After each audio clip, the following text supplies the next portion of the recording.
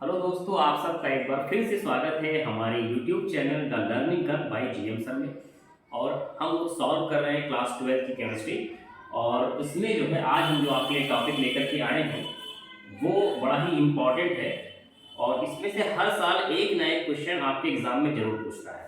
Topic का नाम है अणुसंघ गुणधर्म।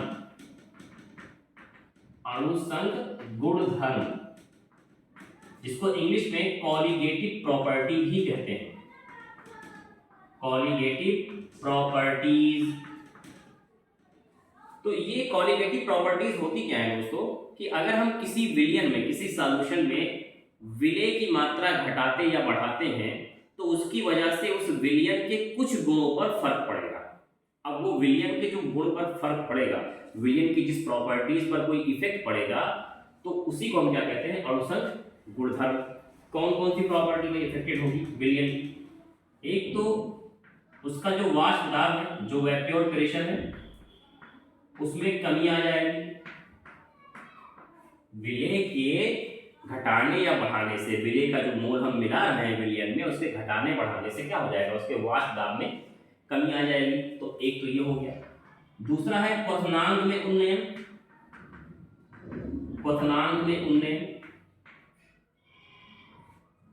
क्वथनांक का मतलब क्या होता है, बॉइलिंग टेम्परेचर। जिस तापमान पर कोई जो पदार्थ है उसकी अवस्था चेंज होती है, मैटर जो है उसका जो स्टेट है, भाई कोई चीज सॉलिड है, सॉलिड से लिक्विड, लिक्विड से क्या बनी, गैस बनी। तो बॉइलिंग पॉइंट मतलब उबलना है, उबल रहा है कुछ, ठीक है। तो उस बॉइलिंग पॉइंट में क्या हो जाएगी, उन्नयन मतलब बढ़ोतरी होना, इंक्रीज होना। तो इस पे फर्क पड़ जाएगा विलय मिलाने से। तीसरी चीज क्या हो सकती है, तीसरी चीज उसकी जो है हिमांक में अवनमन। हिमांक में अवनमन, हिमांक समझते हैं फ्रीजिंग पॉइंट, उसके अंदर कमी हो जाएगी। और चौथा है जो है उसका परासरण दाब। परासरण समझते हैं, ऑस्मोसिस। तो ऑस्मोसिस की वजह से जो प्रेशर लग रहा है, उस प्रेशर में भी कोई ना कोई इफेक्ट पड़ेगा। तो ये चार चीजें हैं जिनको हम लोग अणुसंघ गुणधर्म कहते हैं। और इन चारों में से किसी एक पर 100% आपके एग्जाम में क्वेश्चन आने ही वाला है। तो इन चारों में से हम आज जो अपना न्यूमेरिकल लेकर के आ रहे हैं वो सेकंड वाले पर है, क्वथनांक में उन्नयन। अब क्वेश्चन देखिएगा, क्वेश्चन क्या लिखा हुआ है कि एक सॉस पेन है, कोई बर्तन है, उसमें हमने 18 ग्राम ग्लूकोज मिलाया, कितने में, 1 किलोग्राम जल में मिलाया है, ठीक। उसका जो दाब है, उस जो है विलयन का जो दाब होगा 1.013 बार। दाब पर जो ये जल है वो किस ताप पर उबलेगा? जल के लिए केबी का मान 0.52 किलोग्राम प्रति मोल दिया गया है। देखिए यहां पर आपसे क्वेश्चन क्या पूछ रहा है, किस ताप पर उबलेगा, यानी बॉइलिंग पॉइंट जो उसका यहां पर है। तो बॉइलिंग पॉइंट को हमें किससे प्रदर्शित करते हैं, बी से। तो यहां पर चूंकि टेम्परेचर पूछ रहा है कि किस टेम्परेचर पर बॉयल होगा, तो उसको हम लिख सकते हैं डेल्टा टीबी। ये होता है क्वथनांक में उन्नयन वाला प्रश्न जब भी आपसे पूछा जाएगा तो उसमें फार्मूला क्या लगाना है, डेल्टा टीबी। डेल्टा का मतलब परिवर्तन, टी का मतलब तापमान, टेम्परेचर में चेंज, और बी का मतलब बॉइलिंग पॉइंट, ठीक। तो डेल्टा टीबी बराबर फार्मूला क्या होता है, 1000 इंटू केबी। अब ये केबी क्या है, केबी है मोलर उन्नयन स्थिरांक। मोलर उन्नयन स्थिरांक, कांस्टेंट, ठीक है, एक कांस्टेंट है ये, इनटू डब्ल्यू बी।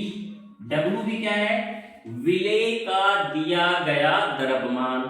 किसका, विलेय का। याद रखिएगा विलेय का द्रव्यमान हम ऊपर रखेंगे, तो सिंबल में कोई गड़बड़ मत करिएगा, बी या ए कुछ भी लगाइए आप, चाहे ए मान लीजिए चाहे बी मान लीजिए, लेकिन ऊपर हमेशा रखना क्या है, विलेय का द्रव्यमान रखना है। नीचे क्या हो जाएगा, एमबी यानी विलेय का अणुभार इंटू डब्ल्यू ए, ये कैपिटल डब्ल्यू ए मैंने लिख दिया है, ये क्या है, विलायक का द्रव्यमान। किसका है, विलायक। अब देखिए भी आपको यहां पर क्या क्या वैल्यू दी हुई है, 1000 तो लिखा ही रहेगा, इंटू केबी। क्या केबी आपको दिया गया है, बिल्कुल दिया गया है 0.52, तो ये हो गया इंटू डब्ल्यू बी। विलेय का द्रव्यमान दिया गया, द्रव्यमान दिया है, बिल्कुल दिया है, कितना दिया है 18 ग्राम, तो ये 18 रख दिया, अपॉन एमबी, मैंने भी बहुत बड़ा लिख दिया भाई, एमबी तो ये मेगाबाइट हो रहा है कंप्यूटर वाला, छोड़ लेता हूँ उसको, एमबी। एमपी का मतलब हो गया विलेय का मॉलिक्यूलर मास, आणविक द्रव्यमान, यानी टोटल जो है उसका एटॉमिक मास। तो ग्लूकोज का पहले आप सूत्र लिखिए, उसके बाद एटॉमिक मास निकाल पाएंगे। क्या होता है ग्लूकोज का C6H12O6।